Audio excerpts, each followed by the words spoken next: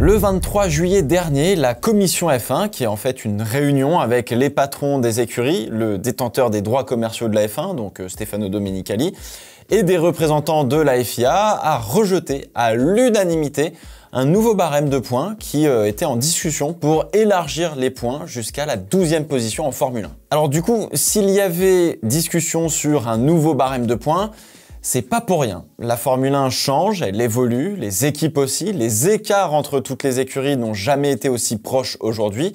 Et donc je vous ai posé la question de comment vous trouviez notre bon vieux barème de points qui commence quand même à prendre de l'âge puisque on l'a depuis 2010. Alors les réponses sont assez attendues, j'ai envie de vous dire. On a un bon barème, mais il pourrait être un poil mieux. Peut-être un peu plus représentatif des performances par exemple. Et en lisant les divers commentaires, on s'est rendu compte de deux sujets importants pour vous. Premièrement, la différence de points entre le premier et le deuxième est trop importante et le fait de ne pas distribuer de points au-delà de la 10e place, qui manque un petit peu pour le coup. Mais à travers vos réponses, il y a aussi la question de mériter de marquer des points, qu'ils aient une valeur et non pas qu'on en distribue un peu comme si c'était des bonbons cieux. On a besoin d'avoir une certaine valeur émotionnelle. Alors du coup, on va plonger un peu dans ce sujet car même si la commission F1 a rejeté un nouveau système pour 2025, ça peut quand même revenir dans les prochaines années sur la table. Je pense que c'est important qu'on ajuste un peu le système au vu de ce qui est devenu la Formule 1 aujourd'hui tout simplement.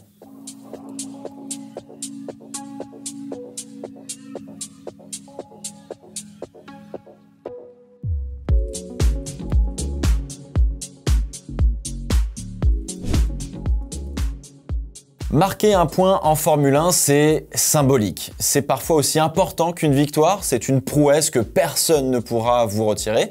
Et des écuries et des pilotes qui n'ont jamais marqué des points en Formule 1, il y en a quand même pas mal dans l'histoire. Il y en a certes moins dans l'histoire récente de la Formule 1 et passer en catégorie reine sans marquer un seul petit point est quelque peu humiliant dans le sens où ça ne fait que confirmer que vous avez rien à faire en Formule 1, déjà de 1. Et de 2, parfois, ça fait confirmer que vous êtes peut-être un mauvais pilote. Pourtant, ça reste un biais de perception qu'on a, tellement la Formule 1 a une aura qui est forte par rapport au reste du sport auto mondial. Mais au même titre qu'une première victoire ou qu'un premier podium, un premier point peut avoir un goût similaire lorsque le pilote et la voiture réussissent l'exploit grâce parfois à des circonstances particulières, un peu de culot et surtout une détermination de ne jamais lâcher. Parce que marquer un premier point, ça nous raconte une histoire et en général, c'est une histoire d'outsider. Et honnêtement, moi, c'est celle que je préfère le plus. Jules Bianchi, à Monaco en 2014, est allé chercher ses premiers points en ayant une pénalité de 5 secondes et au prix d'un dépassement à la rascasse qui reste encore dans les mémoires aujourd'hui. À l'inverse, on a l'histoire de Luca Badoer, pilote qui n'a jamais marqué de points en 50 et quelques grands prix de toute sa carrière en Formule 1. Étant plusieurs fois proche de l'exploit, mais dont le sort s'est toujours acharné contre lui malheureusement. Il y a un vrai attachement et une certaine valeur émotionnelle finalement sur le fait de marquer des points en Formule 1. Et il fut un temps, c'était peut-être presque aussi difficile que de monter sur le podium ou de simplement gagner un Grand Prix de Formule 1. Il y a, compte tenu des écarts de performance entre les voitures et les pilotes, des prises de risque pour aller justement chercher ce précieux sésame et voir un pilote se dépasser pour obtenir ce point qui, in extenso comme on dit, vaut beaucoup d'argent pour l'écurie car il représente parfois des millions et des millions de dollars à la fin de l'année en droits TV, etc. Et tout ça, ça nous fait vibrer d'aller chercher justement ce point qui peut débloquer quelque chose pour l'écurie dans le futur. Alors pendant longtemps, le système de points ne récompensait que les 6 premiers de la course avec pourtant plus de 20 voitures sur la grille. Les écarts étaient assez grands entre toutes les voitures, mais surtout la fiabilité était complètement catastrophique par rapport à ce qu'on connaît aujourd'hui. Comprenez bien là, aujourd'hui, avoir une voiture qui abandonne sur problème mécanique, waouh! Et c'est justement cette fiabilité qui faisait grandement défaut il y a 30 voire peut-être 40 ans, qui a dicté le système de points où l'on récompensait les 6 meilleurs. Parce que en fait sur 26 voitures, si l'on récompensait genre les 15 premiers, mais que seulement 12 finissaient la course car c'était à peu près la norme à chaque Grand Prix, ce serait un peu étrange quand même, avouez-le. Mais au fil des ans, le système a évolué parce que la F1, les voitures et les équipes ont évolué aussi. On est passé à un système qui récompensait les 8 premiers en 2003, car on avait quand même moins de problèmes mécaniques en général, même si ça arrivait fréquemment par rapport à aujourd'hui, il faut être tout à fait honnête. Puis je vous le disais en intro, en 2010, avec une grille à 24 voitures et une fiabilité encore plus accrue, nous avons eu un système de points qui récompensait les 10 meilleurs pilotes à l'arrivée de la course, et c'est toujours ce système que nous avons en vigueur aujourd'hui. Alors ce système de points fonctionne plutôt bien, je trouve, et surtout il correspondait à un peloton qui restait relativement étiré en termes de performance, avec une fiabilité qui permettait à tout le monde de plus ou moins venir faire un exploit pendant la saison et marquer des points. Mais désormais, la compétition en Formule 1 est telle que le système de points a créé malgré lui 2 championnats qui ne se courent pas forcément de la même manière. Et spoiler alerte, on n'a pas de bon ou de mauvais système de points, mais c'est une histoire de compromis comme à chaque fois pour correspondre, si vous voulez, à un peloton, à un sport, car tel ou tel barème va permettre d'atténuer certains scénarios entre guillemets pour avoir une saison plus palpitante, mais va exacerber d'autres scénarios aussi en conséquence qui sont pas forcément mieux. Enfin bref, vous allez voir.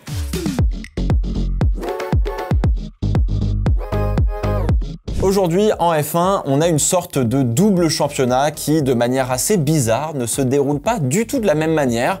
On a donc les équipes du Big Four, comme j'aime les appeler, McLaren, Red Bull, Ferrari et Mercedes, qui occupent généralement les 8 premières places quand tout se passe bien. Et on peut encore ajouter Aston Martin qui normalement prend les 2 slots restants, attribuant des points. Même si, en cette fin de saison, Aston Martin se fait gentiment amarrer par les copains de derrière, en termes de normes, 5 écuries prennent tous les points chaque dimanche de Grand Prix, sauf que derrière, les écarts ne sont pas abyssaux non plus.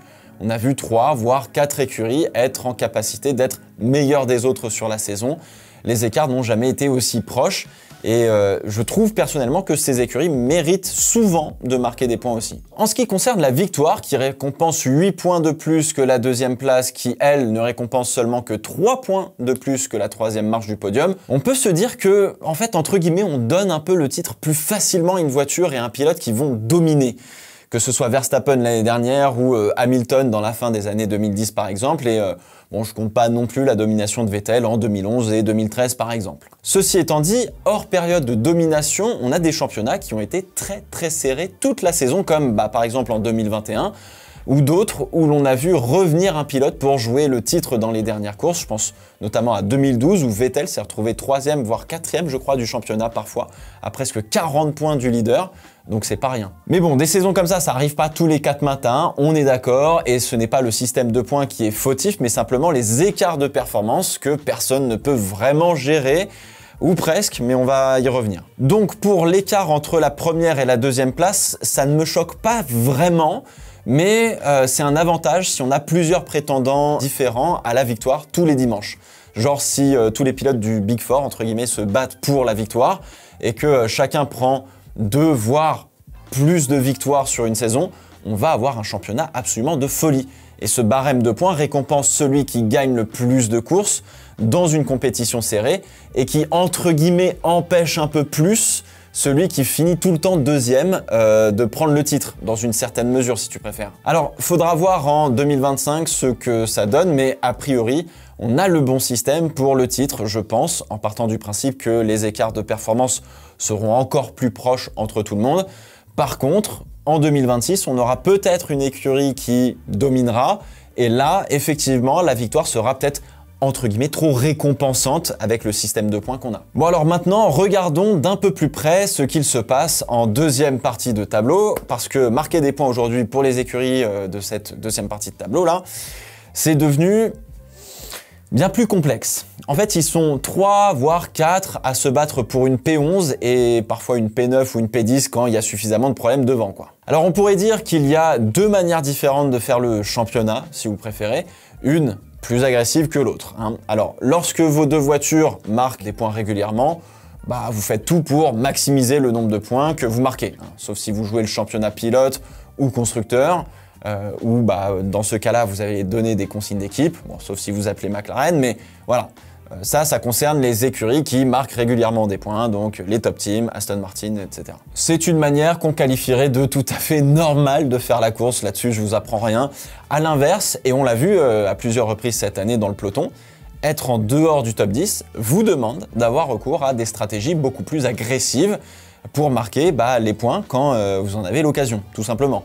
Là, ça devient vénère. C'est pour cela que l'on a vu As sacrifier Kevin Magnussen par exemple à Jeddah, qui bloquait tout le monde pour protéger Hülkenberg, pour lui laisser l'opportunité de marquer des points. Et ça s'est répété sur d'autres courses, il me semble, car ne pas être dans le top 10, vous rapporte rien. Donc en fait, P11, P20, c'est la même chose. Donc sacrifier une voiture pour une autre ne vous coûte absolument rien en termes de championnat, si vous préférez. Alors oui, du coup, ça rend cette bataille quand même très intéressante, moi je trouve, mais elle représente mal la performance des équipes sur une saison. Elle représente beaucoup plus l'opportunisme, car non seulement il faut être bon face à vos concurrents directs en permanence parce que les écarts sont serrés, et ça du coup c'est très bien, mais il faut compter aussi sur un problème dans les écuries de devant pour pouvoir scorer et que ça se répercute enfin sur le classement au championnat.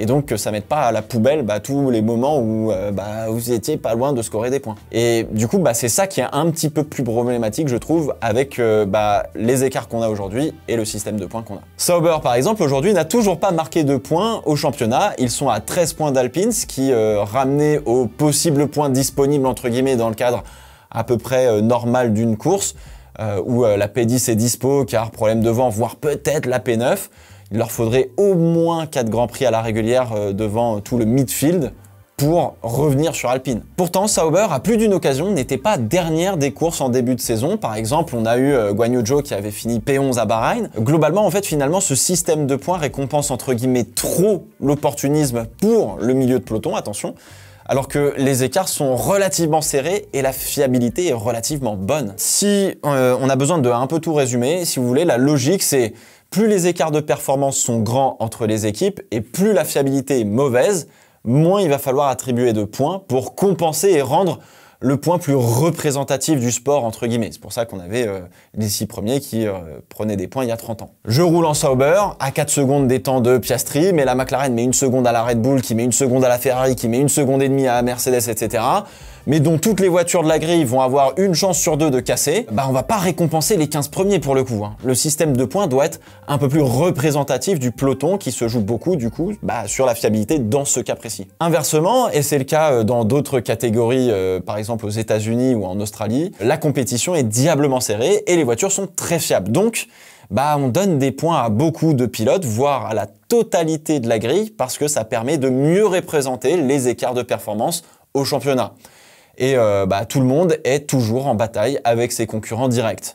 Pas le temps de se reposer, faut y aller à fond tout le temps. Et justement, la Formule 1, du fait d'avoir mis en place un budget plafonné, des limites de temps de soufflerie et de CFD pour faire du développement sur la voiture, en fonction justement de l'ordre du championnat, resserre un peu naturellement les écarts. Alors, on est encore très loin d'avoir un vainqueur différent à chaque Grand Prix et que toutes les écuries montent au moins une fois sur le podium dans la saison, mais sur cet axe, entre guillemets, d'écart resserré ou complètement distendu, on tend plus vers ce scénario, justement, des écarts très resserrés que celui qu'on a connu il y a 30 ans avec des écarts qui étaient complètement abyssaux où on prenait 10 secondes en 3 tours, quoi. Alors, le système de points que l'on a est donc encore suffisamment bon, mais il faudrait l'adapter car il donne une sorte de double championnat un peu bizarre, je trouve.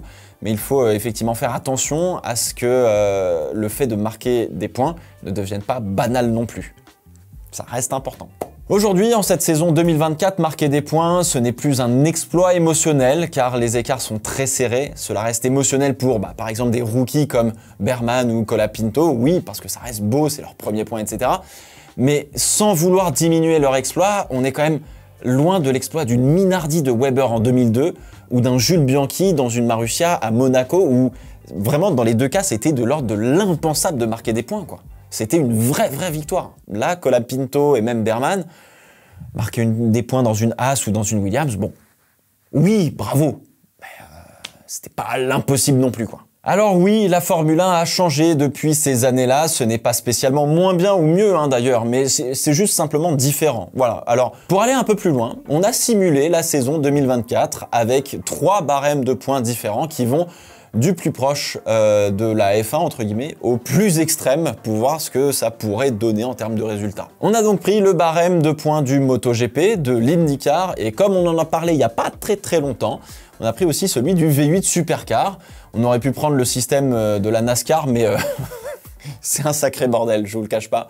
Et le championnat fonctionne différemment parce qu'ils ont un système de play-off avec lequel j'avais un peu du mal au début et qui finalement, je trouve, va vachement bien pour la NASCAR. En vrai, c'est très excitant, mais c'est pas du tout adapté pour la Formule 1 pour le coup, donc voilà. Alors pour votre information, on n'a pas compté les points marqués lors des sprints ni les points des meilleurs tours en course. C'est un choix de notre part afin de dégager plutôt une tendance basique, une sorte de fondation avant d'avoir justement ce genre d'ajustement comme ajouter des sprints, des meilleurs tours en course ou même un point pour la pole position par exemple. Parce qu'en fait, ce genre d'ajout permet de, entre guillemets, un peu fignoler les règles du sport si vous préférez et certaines séances comme la qualif pour la pole position qui rapporte un point ou des moments de course avec le meilleur tour et le fait de s'arrêter peut-être en fin de course parce que tu as peut-être l'occasion d'aller chercher le meilleur tour.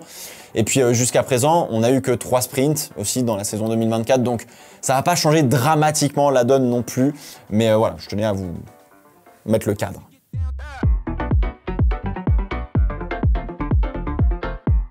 Le barème de points du MotoGP reste assez proche de celui de la Formule 1, sauf qu'il récompense les 15 premiers pilotes et la première place ne récompense que 5 points de plus que la deuxième, qui elle aussi ne récompense que 5 points de plus que la troisième. Alors, je dirais qu'on a un barème de points qui est assez équilibré si les écarts de performance sont assez proches.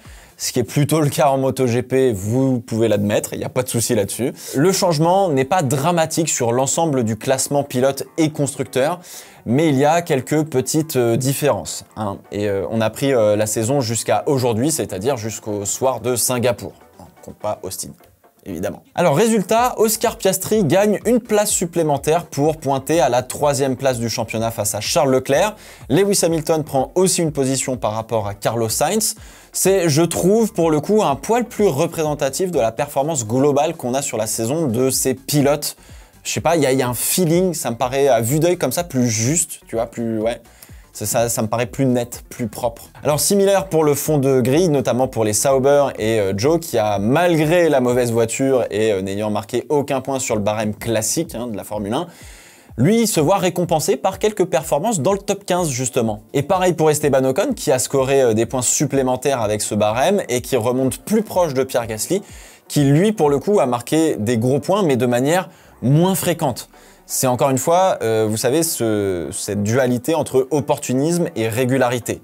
Dans un monde parfait, il faut absolument les deux. Il faut être tout le temps régulier et choper les opportunités quand il y en a. Alors, autre point notable, l'écart de points qui est un poil plus réduit pour l'ensemble de la grille. C'est intéressant, notamment pour le championnat pilote, parce que Norris ne pointe qu'à 35 points contre 52 sur le barème normal de la F1 face à Verstappen. C'est plus ouvert, Piastri est pas si loin non plus, 64 points de la tête, donc ça peut revenir assez rapidement.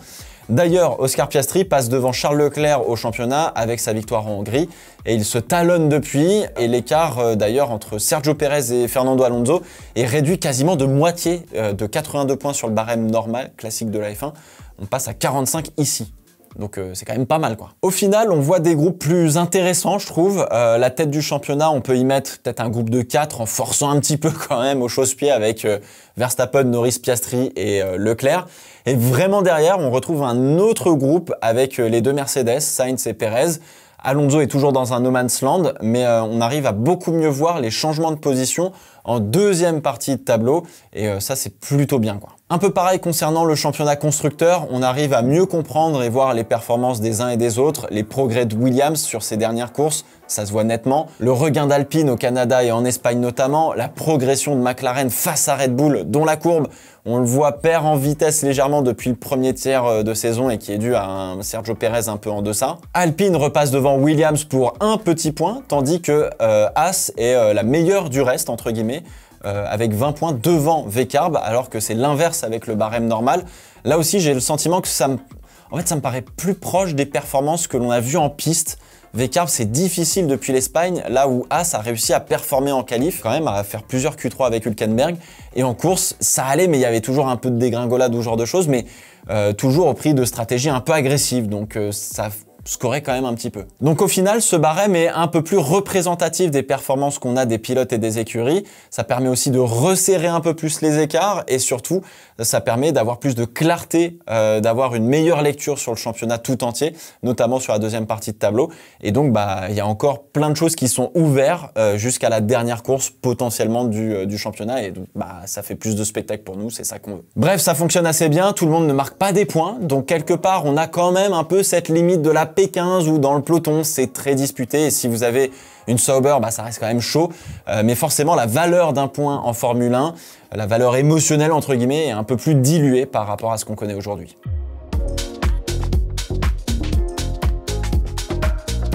Deuxième barème, on est donc aussi allé chercher du côté de l'IndyCar, qui est un système de points que l'on a adapté aussi un petit peu en fonction de la grille, car il peut y avoir plus de 20 voitures en IndyCar. Donc du coup, tout le monde marque des points, sauf le dernier. Ça dégage.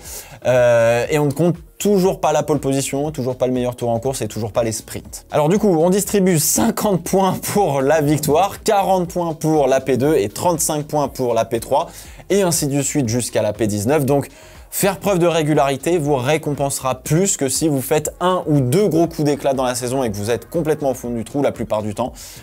Donc voilà, c'est important de noter l'esprit entre guillemets de ce système. On retrouve un peu le même schéma que le MotoGP, Piastri devant Leclerc et Hamilton devant Sainz à date, sauf qu'avec ce barème, les écarts de points entre tous les pilotes sont en proportion plus proches. Et ça, je trouve ça pas mal. Contrairement avec le barème de points actuel de la Formule 1 ou celui du MotoGP, où Norris est respectivement à 2 victoires et 1 victoire et demie de prendre le dessus sur Verstappen, avec le barème de l'IndyCar, il est presque à un peu plus d'1 victoire de prendre le dessus. Piastri est aussi à moins de 2 victoires par exemple, donc c'est plus serré. Et ça, c'est plutôt cool. Le Fernando Alonso, lui, il est plus tant que ça dans un no man's land, puisqu'il se retrouve bien plus proche de Pérez qu'avec le barème précédent ou même le barème de la F1. Ce qui permet de mettre un peu plus en avant l'inconstance du Mexicain sur cette année et la régularité d'une horloge suisse de Fernando Alonso malgré les différences de performance entre une Red Bull et une Aston Martin. Autre fait marquant, Esteban Ocon prend 4 positions au classement, ce qui récompense une grosse régularité, tout comme Valtteri Bottas. Alex Albon qui lui a fait quelques coups d'éclat d'ailleurs récemment mais a eu une première partie de saison très difficile, chute à la P16 du coup et perd 3 places au classement. Pareil, Ricciardo gagne 1 place supplémentaire et se retrouve très proche de Yuki Tsunoda, considérant ce barème évidemment. Et c'est assez révélateur pour juger finalement ces deux pilotes comme on l'a fait dernièrement chez Vcarb.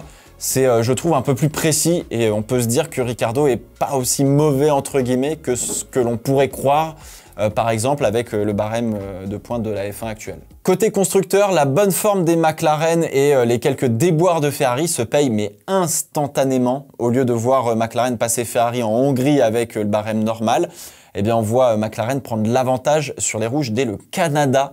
Et les McLaren passent les Red Bull non pas en Azerbaïdjan, mais dès la Belgique. Donc ça se joue presque plutôt sur le championnat constructeur. Alors le double DNF de Ferrari au Canada les fait passer de P1 à P3 quasiment au constructeur, ce qui fait quand même beaucoup. Ça permet aussi de voir très nettement les forces en présence. Le fait que Mercedes, malgré quelques coups d'éclat, ils sont quand même un ton en dessous des McLaren, Red Bull et Ferrari. Et on peut aussi voir qu'Aston Martin est bien plus proche du reste du peloton que des top teams. Et justement, Aston Martin en retrait, ça montre qu'ils n'arrivent pas à aller se battre avec le top 4. C'est plus un Big Five. Là, du coup, Aston Martin est vraiment en retrait. Autrement, on retrouve les mêmes changements au classement constructeur qu'avec le barème du MotoGP. On voit bien la belle progression de Williams, mais qui paye encore un peu le début de saison difficile. Alors, tout est plus proche. On récompense clairement la régularité. Les abandons coûtent très cher au championnat que sur la piste. Il vaut clairement mieux finir devant votre concurrent direct que de simplement se satisfaire d'une place en moins comme on pouvait le faire du temps de Alain Prost en se disant les points intermédiaires c'est important. Là, finalement, faut attaquer tout le temps. Vous êtes obligé de vous battre tout le temps sur chaque Grand Prix. Donc c'est aussi ça qu'on a envie de voir quelque part. Je trouve personnellement que ce barème représente un poil moins les écarts de performance en piste des pilotes, surtout. C'est là où on commence un peu à basculer dans un barème qui avantage peut-être, entre guillemets, trop la régularité par rapport à l'opportunisme qui peut payer et qu'on a envie de voir aussi de temps en temps. Alors je note aussi que tout le monde a marqué des points sur la saison et qu'un Holly Berman qui a fait que 2 Grands Prix arrive quand même à scorer 46 points, d'accord.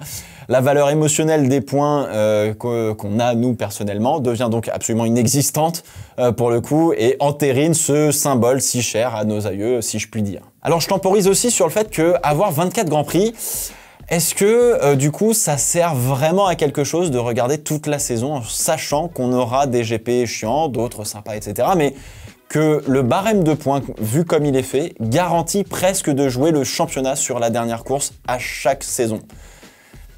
Voilà, je vous pose la question, n'hésitez pas à répondre en commentaire pour le coup. Est-ce que du coup ça vaut le coup de s'emmerder sur 24 Grands Prix quoi.